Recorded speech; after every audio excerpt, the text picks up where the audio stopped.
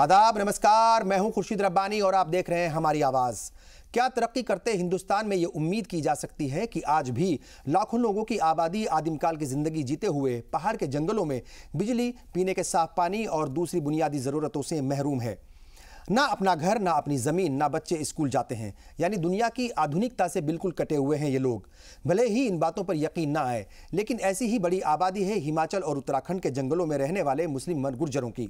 आज इसी आबादी के बारे में बात होगी और आपको दिखाएंगे कि क्या सिर्फ सरकारी उदासीनता ही इन लोगों की बदहाली के लिए जिम्मेदार है या फिर ये खुद भी जिम्मेदार हैं अपनी बदहाली के लिए। पानी के क्या ये नदियों में से भर के कुआं खोद के पी रहे, अपने गुजारा कर रहे। बिजली का कोई साधन ही नहीं है हमारे पास, बिजली भी नहीं हो पाती है ही नहीं। बिजली क्या करे?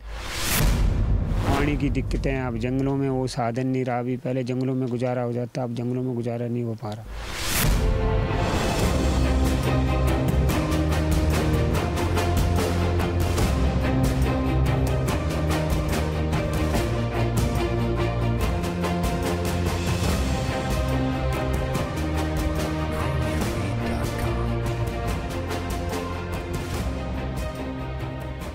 घने जंगलों से गुजरते हुए एक पल भी यकीन नहीं होता कि चारों तरफ फैले मजबूत भुजा वाले इन पेड़ों के दरमियान भी जिंदगी सांस लेती है।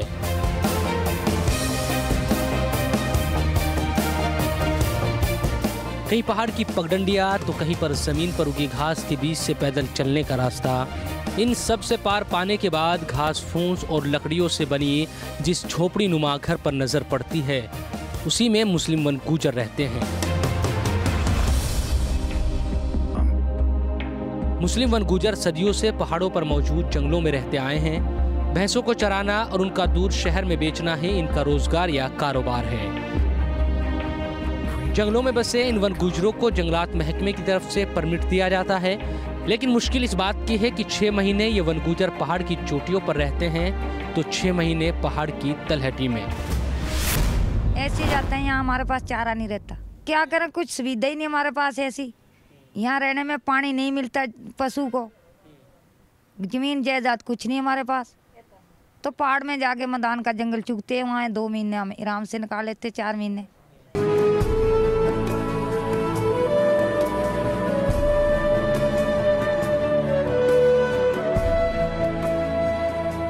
भले ये सोचने में अजीब लगता हो कि कोई परिवार 6 महीने तक एक जगह और फिर 6 महीने दूसरी जगह कैसे रह सकता है, लेकिन इन वन गुर्जरों के हालात यही है। ऐसे में खुद सोच लीजिए कि बच्चों की तालीम का मसला कहाँ पीछे छूट गया।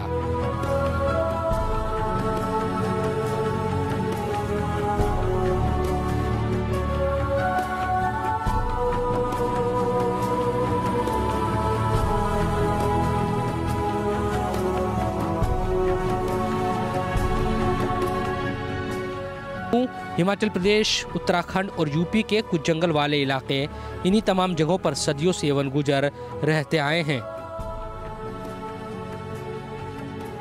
माना जाता है कि जम्मू और हिमाचल से होते हुए चारागाह की तलाश में यहाँ से वहाँ भटकते कई गुर्जर परिवार सहारनपुर से लेकर देहरादून और रामनगर तक फैले जंगलों में भी पहुँच गए। यह इलाका जिम कॉर्बेट और राजाजी नेशनल पार्क के नाम से जाना जाता है। अंग्रेजी राज से आज़ादी के बाद तक भी कई सालों तक ये सिलसिला ऐसे ही चलता रहा।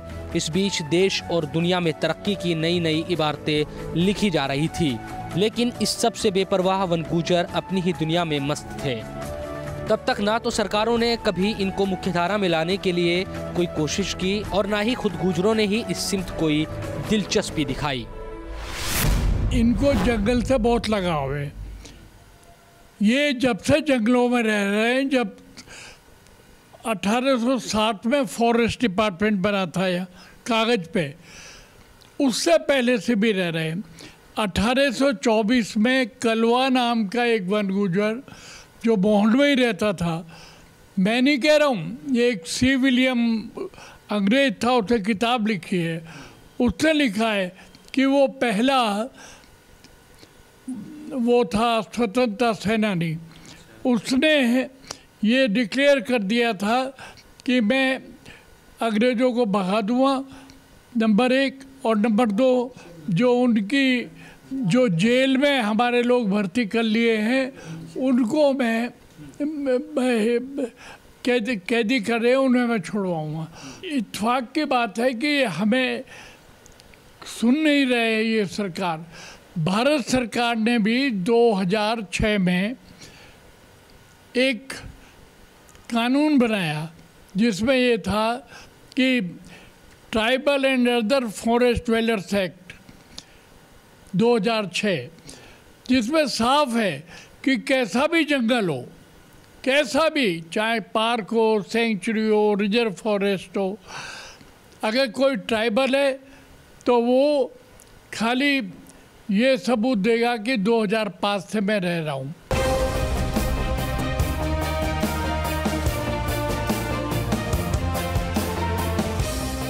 वक्त बदला और दुनिया आगे बढ़ी।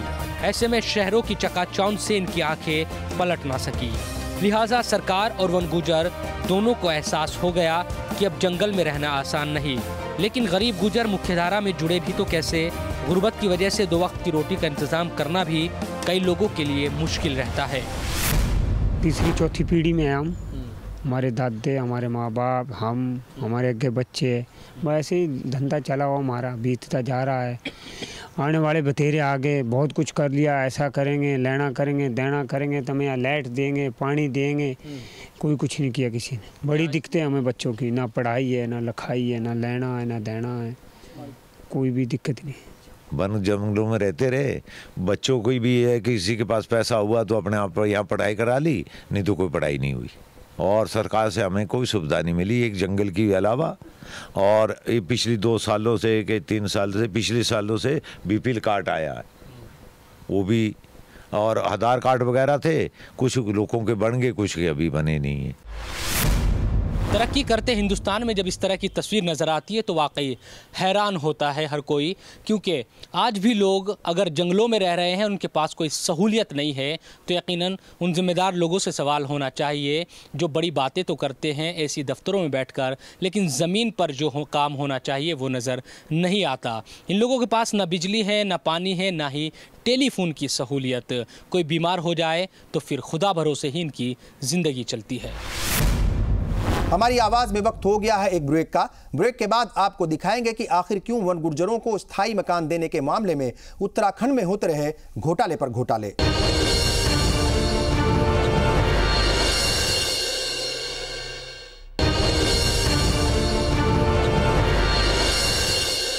ब्रेक के बाद एक बार फिर आप सभी का स्वागत, इस्तकबाल। आप देख रहे हैं हमारी आवाज। उत्तराखंड के पहाड़ों में रहने वाले वन गुर्जरों को बसाए जाने की भी खूब पहल हुई और बड़ी तादाद में गुर्जर परिवारों को सरकार ने बसाया भी, लेकिन इनको बसाए जाने के मामले में घोटालों के आरोप भी अफसरों पर लगते रहे।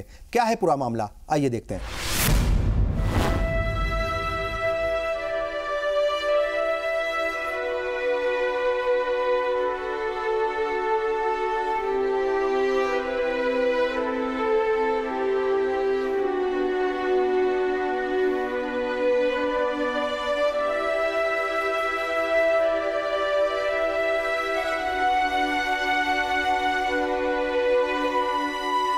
इस बीच इन्वायरमेंट की हिफाजत को लेकर दुनिया भर में बेदारी जोर पकड़ रही थी। भारत सरकार भी जंगलों की हिफाजत करने के लिए कई प्रोग्राम बनाती दिखी। ऐसे में ये ख्याल भी सबसे पहले आया कि जंगलों की हिफाजत के लिए आबादी को जंगलों से बाहर निकालना सबसे जरूरी है।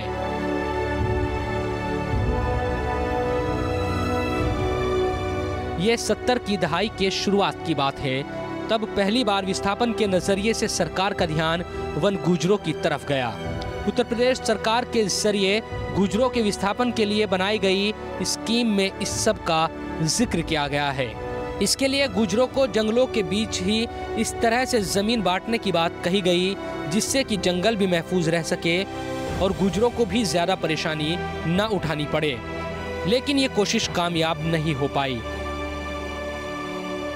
इसके बाद 1979 में गुर्जरों को जंगल से बाहर बसाने की पहल की गई। इस बार हर गुर्जर खानदान को मकान बनाने के लिए 500 स्क्वायर मीटर और खेती के लिए 1 हेक्टेयर जमीन देने का प्रोविजन रखा गया।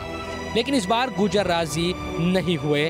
उनका कहना था कि इतनी कम जमीन में ना तो उनके जानवरों के लिए चारा होगा और ना ही वो अपना पुश्तैनी काम छोड़कर दूसरा काम कर सकते हैं।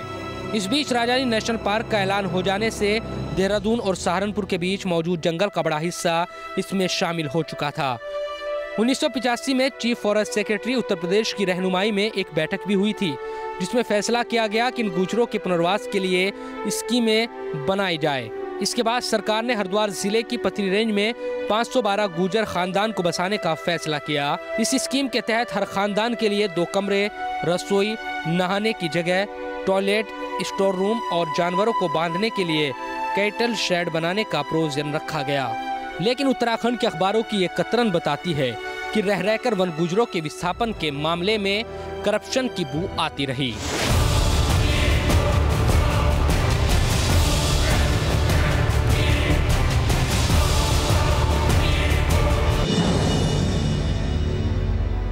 वन गुजरों के मामले में लगातार अखबार में लिखते रहे देहरादून के सहाफी बिशन सिंह बोरा कहते हैं कि मामला 1-2 लाख या करोड़ों का नहीं बल्कि अरबों की जमीनों का है। वन गुजरों के विस्थापन के मामले में अफसरों की गड़बड़ी बड़े पैमाने पर हुई है। पद्मश्री से नवाजे जा चुके समाजी कारकुन अवधेश कौशल भी इस मामले में सीधा अफसरों और सरकार को चुनौती देते रहे हैं।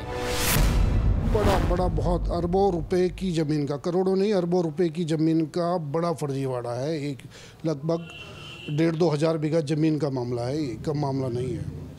हाँ, और ये 2002 से सरकारों में ये चला आ रहा है। ये पूर्ववर्ती भाजपा कांग्रेस दोनों सरकारों में इस तरह का ये फर्जीवाड़ा। सबसे बड़ा काम है रिहेबिलिटेशन स्कीम। सबूत है जो डायरेक्टर था राजाजी पार्क का, उसकी इंक्वायरी हुई।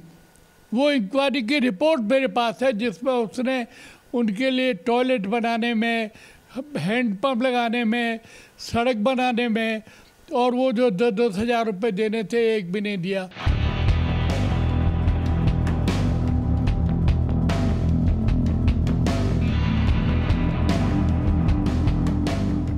1998 में की गई गिनती के बाद सिर्फ राजाजी नेशनल पार्क की हद में आने वाले गुजर खानदान की तादाद ही 1390 तक पहुंच गई।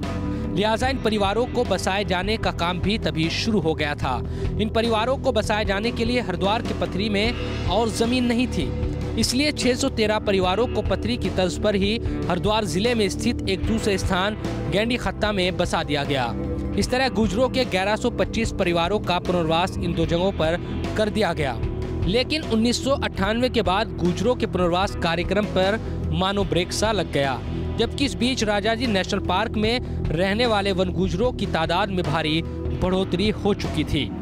पथरी और गैंडी खत्ता में बसाए गए वन गुजरों के बाद भी गुजरों का एक बड़ा तबका विस्थापन की हद से बाहर रह गया। इसकी एक बड़ी वजह यह थी कि इन 2 जगहों पर उन्हीं वन गुजरों का विस्थापन किया गया जिनकी गिनती 1998 में की गई थी, जबकि सरकार की तरफ से फिर 2009 में गुजरों की गिनती की गई। इस गिनती के बाद अकेले हरिद्वार के चीला वन प्रभाग में ही 228 गुजर परिवार ऐसे थे जिनका विस्थापन नहीं हो सका था। इसके अलावा दूसरे वन प्रभाग में ही गुजर परिवार की अच्छी खासी तादाद मौजूद थी। इन सभी खानदान के लिए मुश्किल ये रही कि ये लोग जंगलों से बाहर आना चाहते थे ताकि मुख्य धारा से जुड़ सके, लेकिन बिन पैसों के करे भी तो क्या करे। अभी तक तो कोई सुविधा नहीं है ऐसी, और जो स्कूल है भी है, खुले हुए हैं कॉलेज, उनमें भी ऐसे ही है, कभी टीचर पहुंचते हैं कभी ना भी पहुंचते हैं। 8 महीने का नुकसान हो जाता है, 4 महीने पढ़ते हैं बच्चे। अब तो दिक्कत है, ये पत्ती जंगल में कुछ नहीं है, ऐसी कमाने की जगह नहीं है कोई कि जैसे कमा के कोई अपना पेट पूरा कर ले। बहुत सारी दिक्कतें दिखते हैं। हमारी गुजारिश ये है, अगर हमारे को कहीं भी कोई जगह मिल जाए तो हम सब लोग जाने के लिए तैयार हैं। जो हमारी राज्य सरकार है और हमारा जो अधिकारी वर्ग है, ये उसकी उदासीनता का कारण है कि जो वन गुजर हैं पिछली तकरीबन 100 से 150 साल से वो वनों में रह रहे हैं। उनके विस्थापन का जो काम था वो 2002 से शुरू हुआ, 2005 में जाकर कुछ लोग विस्थापित हुए। उसके बाद से धीरे धीरे उनके लिए बहुत सारे पैकेजेस आए, बहुत सारे उनको विस्थापन करने के लिए योजनाएं आई, लेकिन उनको सही तौर से अमल में नहीं लाया जा सका। जो हमारे अधिकारीगण हैं और सरकार है, वो सिर्फ दिखावे के लिए उनको विस्थापित करना चाहती हैं। उनकी मंशा इस मामले में साफ नहीं है। घने जंगलों से होते हुए जब वन गुजरों के डेरों तक पहुंचा जाता है तो यकीन भी नहीं होता कि यहाँ भी इंसानी बस्ती है। हालांकि बरसों से लोग इसी तरह से जंगलों में रह रहे हैं। मूलभूत जो सुविधाएं होती है वो इनको मैसर नहीं। सरकार कहती है कि उन्होंने कुछ लोगों का जो पुनर्वास किया है, ये सच भी बात है, लेकिन सैकड़ों परिवार अभी भी ऐसे हैं जिनका विस्थापन होना ज़रूरी है। लोग लगातार मांग कर रहे हैं ताकि मुख्य धारा से जुड़ सके। हमारी आवाज में वक्त हो गया है एक और ब्रेक का। ब्रेक के बाद जब हाजिर होंगे तो आपको दिखाएंगे कि उत्तराखंड की बीजेपी हुकूमत आखिर वन गुर्जरों के मामले में क्या कुछ कहती है।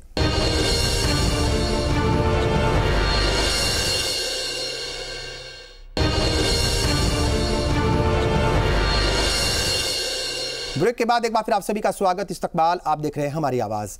वन गुर्जरों के मामले में लगातार उत्तराखंड के अखबारों में खबरें छपती रहीं। सरकार भी यही कहती रही कि किसी के साथ भी नाइंसाफी नहीं होगी। हालांकि पिछले कई बरस से गुर्जरों को बसाने की योजना ठंडे बस्ते में है और हजारों वन गुर्जर आज भी जंगलों में रहने को मजबूर हैं।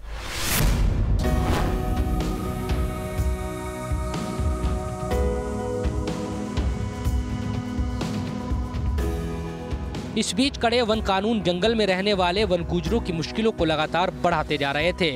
साथ ही तालीम, सेहत और रोजगार जैसी फिक्र भी गुर्जरों के लिए मुश्किलों का पहाड़ बनाने में लगी हुई थी। गुर्जरों की समस्या पर केंद्रीय अल्पसंख्यक आयोग भी फिक्र जता चुका है। 2012 में अल्पसंख्यक आयोग की अध्यक्ष रहे वजाहत हबीबुल्लाह ने उत्तराखंड सरकार को एक पत्र लिखा था, जिसमें गुर्जरों का फौरन पुनर्वास करने और इनको अनुसूचित जाति का दर्जा दिए जाने पर विचार करने की बात लिखी गई थी। इस पत्र के मिलने के करीब एक साल बाद यानी 2013 में उत्तराखंड के तत्कालीन मुख्यमंत्री विजय बहुगुणा ने वन गुर्जरों के पुनर्वास के लिए कुछ स्तरीय कमेटी बनाने की बात कही। हालांकि कांग्रेस कहती है कि उनकी सरकार ने ही वन गुर्जरों के लिए काम किया है, लेकिन मौजूदा उत्तराखंड सरकार इस पर ध्यान देने को तैयार नहीं। जब हमारे यहाँ उत्तराखंड में 2002 में तिवारी जी की सरकार बनी, जो कांग्रेस की सरकार थी, उसने बड़ा अच्छा काम गुर्जरों को विस्थापित करने का किया। तिवारी जी ने गुर्जरों के लिए जैसे ऋषिकेश में पथरी और हरिद्वार के गेंडी खाता में गुर्जरों को जंगल से बाहर ला करके ज़मीनें दी गई, इनको ज़मीनें आवंटित की गई, मकानों के लिए पैसा दिया गया, इनके बच्चों की शिक्षा के लिए, शिक्षा का, पानी की समस्या, यहाँ तक कि उन बस्तियों में सड़कें भी बनाई गई। लेकिन फिर हमारे यहाँ 5 साल जो भाजपा की सरकार आई, उसने बहुत उदासीनता दिखाई इन गुर्जरों के प्रति। तो इन जो और परिवार रह गए थे वो विस्थापित नहीं हो चुके।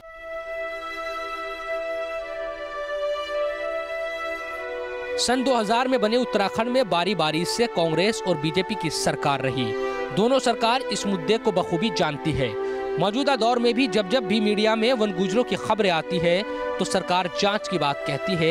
यही अब भी हो रहा है, लेकिन मामला इतना सीधा नहीं है, बल्कि ये बात भी सामने आती है कि जब जब भी वन गुर्जरों को विस्थापित करने की बात आती है तो कई गुर्जर खानदान भी जंगलों से निकलना नहीं चाहते। इस बात को उत्तराखंड बीजेपी के तर्जुमान शादाब शम्स जोर देकर कहते हैं। शादाब का कहना है कि सरकार पूरी तरह से वन गुर्जरों के विस्थापन के मुद्दे से वाकिफ है और किसी ने भी अगर इनके साथ गलत किया है तो उसके खिलाफ कार्रवाई की जाएगी। भारतीय जनता पार्टी की सरकार है और लगातार हमारी नेताओं से भी तमाम गुर्जर जो नेता हैं वो मुलाकात करते हैं, हम लोगों से भी बात की। हमें उम्मीद है कि इसमें कोई ना कोई हल ज़रूर निकलेगा और हल निकलना भी चाहिए, क्योंकि आखिरकार भले ही वो जंगल में रहते हों, एक अलग जीवन जीते हों, लेकिन उनका भी हक है, वो हिंदुस्तानी है और हमारी सरकार बहुत संवेदनशील है इस मामले पर।